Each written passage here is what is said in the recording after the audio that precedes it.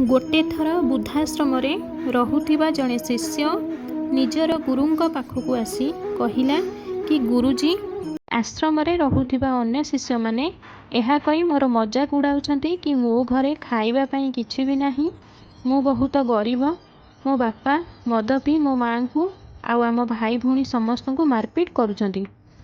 से बौद्ध भिक्की बहुत ज्ञानी थिले आउ निज शिष्यर सब कथा को ध्यानर सह शुणिबा परे से पचारिले कि तुमर सांग मानकु एही कथा केमिति जाना पड़िला कि तुमे बहुत गरीब, तुमर बापा मद पी तुम माँ तुम भाई भौणी को मारपीट करुछंती। तो से शिष्य कहिला गुरुजी प्रकृत रे सांग मानक ठारू सहानुभूति मिलिबा चक्कर रे मु निजे ही एई सब कथा सेमानकु जणाइथिली। ए सबु शुणी सारा परे गुरुजी कहिले जदि तुमर सांग माने तुमर मजाक उड़ाउछंती तो एथिरे तुमर ही भूल अछि, कारण तुमको ए सबु कथा निज भितर ही रखिबार थिला। गुरुजी कहिले कि आम मानक जीवन रे किछि एमिति कथा अछि जहाको आमे निज जीवन रे ही रखिबार अछि, हेले तुमे से सबु अन्य मानकु कहिकी भूल करिदेल। तो शिष्य कहिला गुरुजी भूल तो एबे होई सारिछि, हेले एबे मु कौन करिबी। गुरुजी कहिले कि एबे जहा हेई सारिछि ताकू तो आ बदलाई हबनी, हेले आजी मु तुमको 5टी एमिति कथा कहिबी जहा केबे भी काहाकू भी जणैबा उचित नुहे। सेमाने तुमर सांगसाथी हुअंतु बा तुमर रक्त संपर्क हुअंतु काहाकू भी नुह। एहा सुनी शिष्य कहिला कुहंतु गुरुजी एमिति केउ कथा अछि जहाकू आमे काहाकू जणाइबा उचित नुहे। गुरुजी कहिले प्रथम कथा जहाकि तुमको काहा आगरे भी कहिबा उचित नुहे आउ से हेला तुम जीवनर लक्ष्य आउ तुमर स्वप्न।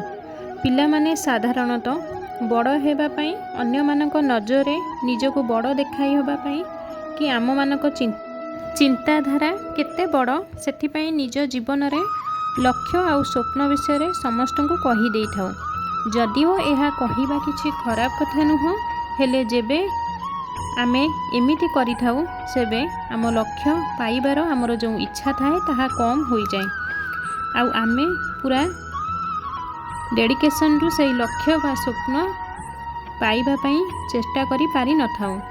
द्वितीय कथा जहा विषय रे तुमे काहाकू भी कहिबा उचित नुहे आउ से हेला निज जीवनर समस्या आउ चिंता। काहींकि ना अन्य मानंकु निज प्रोब्लेम विषय रे कहिबार सिद्धार्थ एया होइथाए कि निज पई आउ गोटे प्रोब्लेम ठिया करिदबा।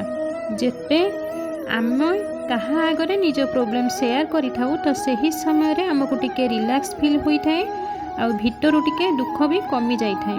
हेले अधिकांश लोक आमर समस्या को कम करिबा परिवर्ते बढ़ाई देई थांती।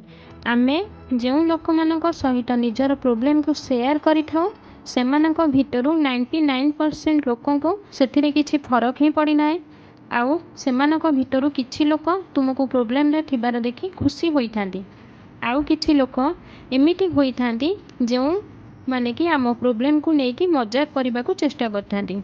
एथिपई निजर प्रोब्लेम को अन्य मानक आगरे शेयर करबा पूर्वरु थरे निश्चय भाबंतु। तृतीय कथा से हेउची तुमरो पारिवारिक समस्या। सबो पारिवारिक रे किछि ना किछि समस्या थाए आउ सबो परिवार चलनी भी अलग अलग होई थाए। तुम परिवार रे जेते भी मतांतर थाउ ना काहींकि से कथा को अन्य मानक आगरे केबे भी शेयर करिवे नाही। काहींकि ना एमिति करिबा द्वारा तुम समस्यार तो समाधान हेबो नाही, बरं समस्या वाला तुम परिवार रे थिबा मतभेदर फायदा उठेबे। आउ सांग माने जेते आम परिवार समस्या को अन्य मानक आगरे शेयर करिथाउ तेबे आमे गोटिए लो कॉन्फिडेंस आउ गोटे दुर्बल मनीष भावे विवेचित होइथाउ जे कि निज समस्या सहित निजे लड़ी पारे नाही आउ सबु लोक आमको सहानुभूति नजरे देखि थांती। चतुर्थ कथा केबे भी निजे करिथिबा दान उपकार बा साहाଯ୍ୟ विषय काहा आगरे भी कहिबे नाही। दुनिया रे एमिति बहुत सारा लोक अछंती जो मानकु प्रकृत रे आम साहाय्यर आवश्यकता अछि, हेले केबे भी देखै हवा पई कहार साहाय्य करंतु नाही। जदि सतरे सेमानकर साहाय्य करबा पई चाहुचंती तो पूरा हृदयरू साहाय्य करंतु। आउ सेही जिनिसको अन्य मानक सामनारे निजे निजे कुहंतु नाही कि आपण कहार साहाय्य कले। पंचम कथा जहाँकि सबुठारू अलगा अधिका इम्पोर्टान्ट होइथाए आउ से हेला निजर धन आउ रोजगार विषय रे केबे भी काहाकू कहिबे नाही।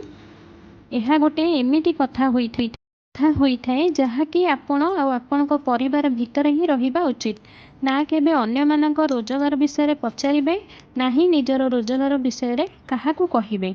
तो शिष्य गुरुंको द्वारा कुहा जाउथिबा एही पांचटी कथा को भल भाबरे बुझीगला आउ से डिसाइड कला कि आज ठारू एही पांचटी कथा को से काहा आगरे भी शेयर करिवो नाही। तो आमको भी यही कहानी रू शिक्षा नहीं कि निजर यही पांचटी कथा को अन्य मानक आगरे शेयर करबा उचित नुहे। काहींकि ना यही दुनिया रे आपणकर उन्नति देखि केवल आपणको बापा माँ ही खुशी होइथांती।